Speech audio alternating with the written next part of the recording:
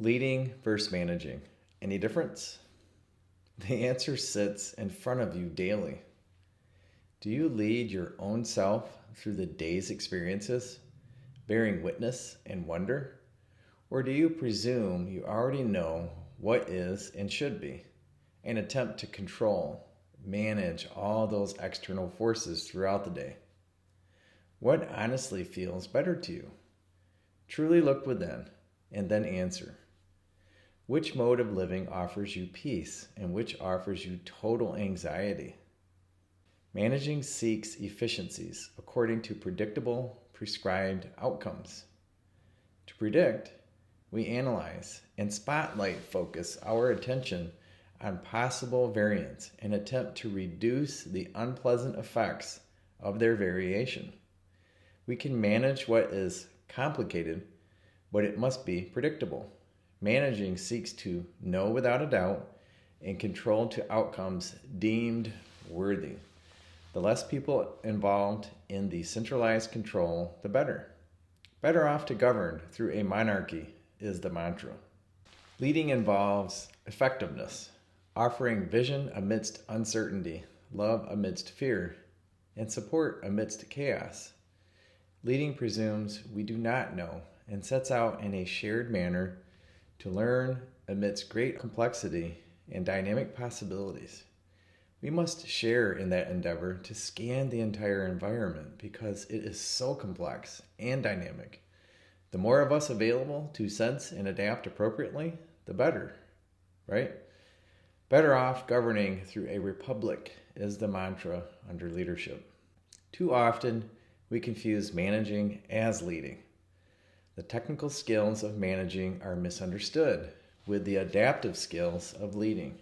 Too often, we seek to solve adaptive challenges with technical skills. Those who have successfully managed our complicated business models in the early go are promoted into radically different realms, requiring deep leadership experience, navigating a new complexity and uncertainty, which they totally lack and often disregard as far less relevant, the soft skills, the academics of things.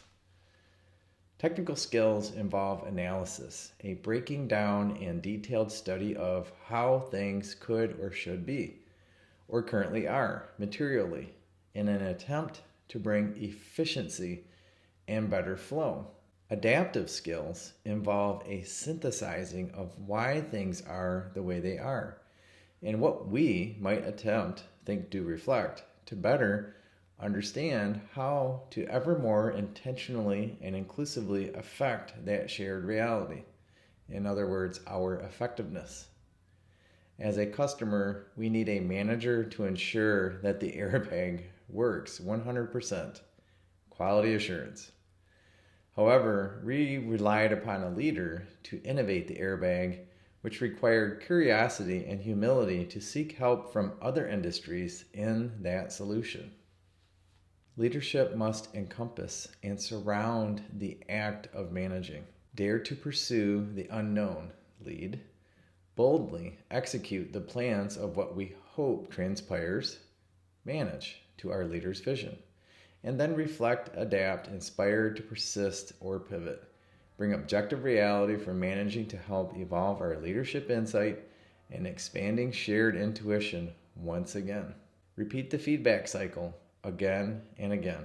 Look at your team, the strangers passing by, the tree that makes breathing possible. That's all you, and I've said this all my life. Failing to offer that tree sunlight, water, and earthly nutrients, it offers you feedback and a cry for help through dropping its leaves and discoloration. There used to be a clever, somewhat funny, yet reflectively insulting joke told in management ranks. People are like mushrooms. Pour enough manure on a mushroom, keep it in the dark and cold and damp, and it will eventually grow. Kind of insulting. Life doesn't want to be managed and controlled towards totally predictable outcomes anyway. If we had the ability to perfectly predict what would happen, if we executed our plan perfectly, life wouldn't be interesting, nor worth playing the game. interesting realizations in our shared pursuits, and proving to ourselves our ability to persist and persevere is what makes life so compelling. Life thrives on uncertainty, with moments of rebalancing and evolving clarity through shared reflection. We knew as children our inherent connection well before we were taught the language which would, by life's design, propel us into intellectual speculation, analysis, and self-denial of that connection.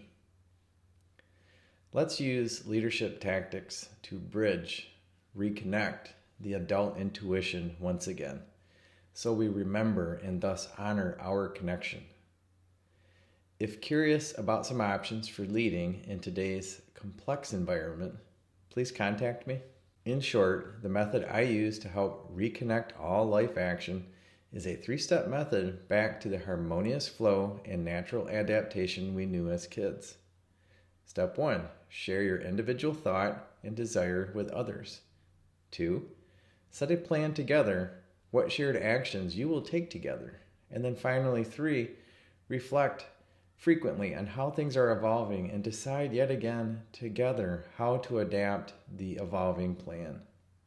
Duh, pretty logical and obvious, right? Why don't we do this then? As a leadership advisor and business agility consultant traveling the world for near 30 years now, I have witnessed so much unnecessary, unfortunate pain by individuals artificially competing with one another in a failing attempt for just personal survival. We often blame the big boss for our anxiety and suffering, or the spouse, the company, maybe even the creator.